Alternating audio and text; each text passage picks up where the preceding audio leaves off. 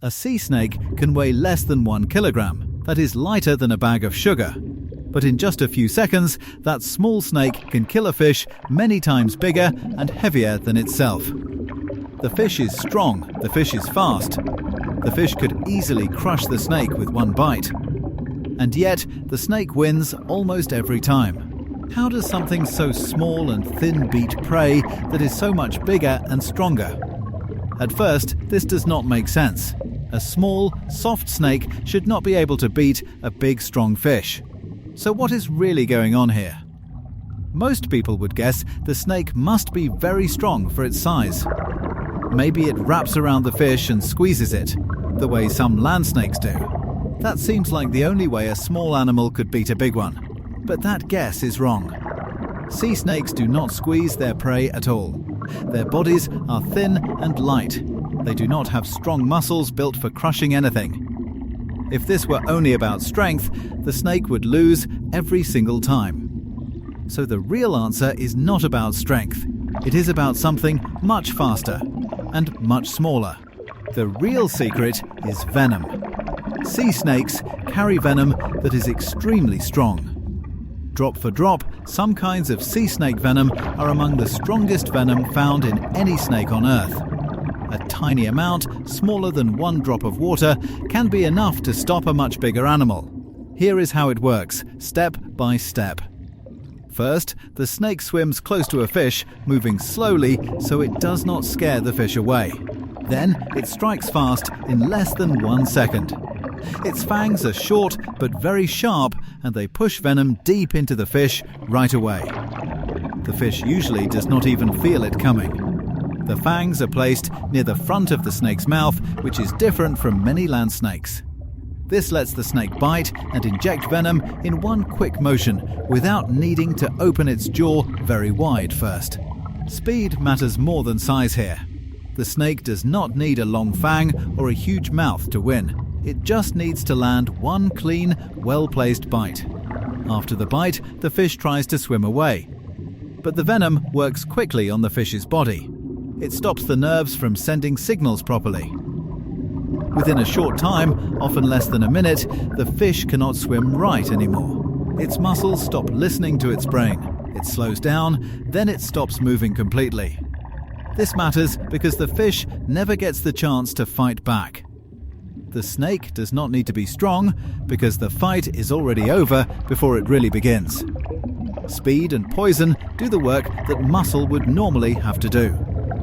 There is a second part to this story, and it is just as strange as the first.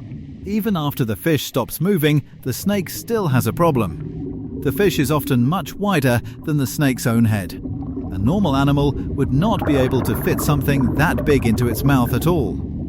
Sea snakes solve this the same way many snakes do. Their jaw is not locked together like a human jaw. It is made of parts that can spread apart and stretch wide open. The two sides of the jaw are not joined tightly in the middle, so they can move almost like two separate pieces working together. This lets the snake open its mouth far wider than its own head width, wide enough to slowly pull a large fish inside a little bit at a time. The snake's skin also helps with this. It is stretchy and loose around the head and neck, almost like elastic. So it can expand as the fish moves further inside.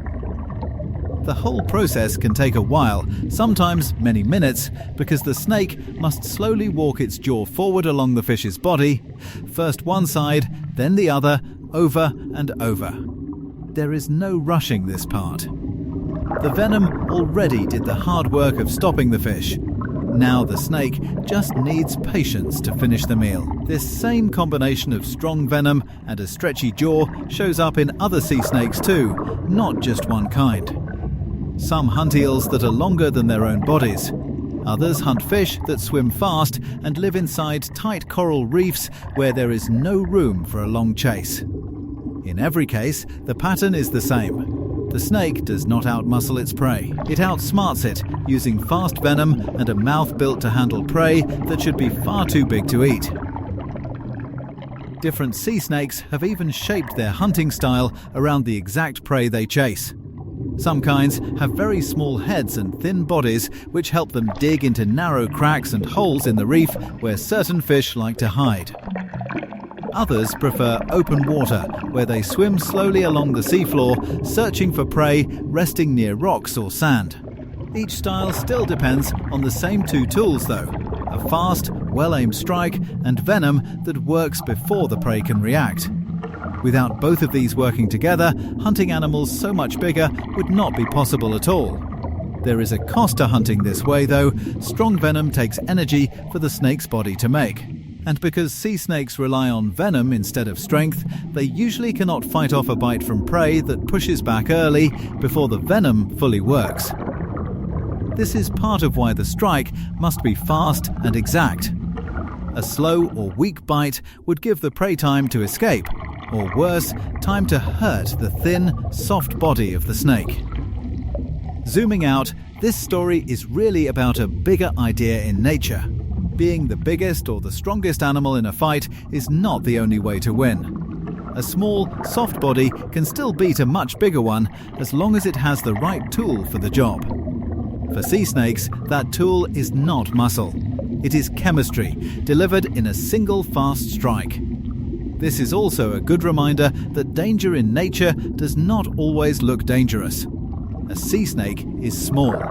It does not roar or bare huge teeth or move in a scary way. It looks calm, almost gentle, gliding quietly through the water. But looks can be misleading. Some of the most effective hunters in the ocean are not the biggest or the loudest. They are simply the ones with the right weapon used at exactly the right moment. So somewhere in warm ocean water right now, a small, thin sea snake is moving quietly near the seafloor, slipping past coral and rocks without making a sound. It looks harmless. It looks weak. But hidden in two small fangs, it carries enough power to bring down prey many times its own size, all in the space of a few quiet seconds.